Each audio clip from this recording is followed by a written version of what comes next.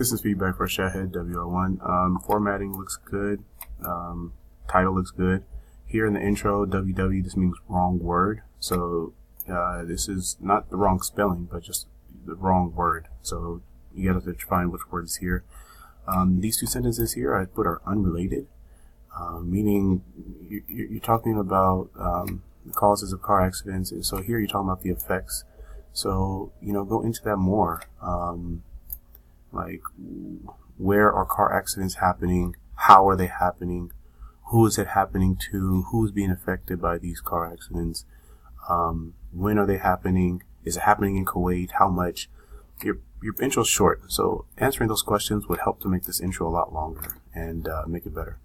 There shouldn't be a space here between these two paragraphs. That needs to be deleted. I put a check here because I like how you use a couple transitions in your body paragraph, but generally you need to do that a lot more. So it needs to be a point first and then give support. And you need to do that like we did in class throughout. Point, support, point, support, point, support, point, support. And then at the bottom, a concluding sentence. All right, you don't have enough transitions in here. The little arrow here means there's a word missing here. P means punctuation, means this is not the right. For example, this one should probably be a full stop and you put a comma, and that's not okay. ACA means academic. Will be on their phone also. This is a transition, and this is like what I was saying in class. You guys use also way too much. Here you're repeating the sentence. I don't know why, you just said it, so I don't think you really need to say it again. So generally, you just need to organize your body paragraphs a lot better than what you did. And this shouldn't be here. You have this in the header. You need to go in the header and delete this and put it in the regular body part of the first paragraph. It shouldn't be on every page. This should be on every page, but this should not be. So this word doesn't need to be there. Punctuation, wrong word. This is not academic. Again, plus, you should say in addition,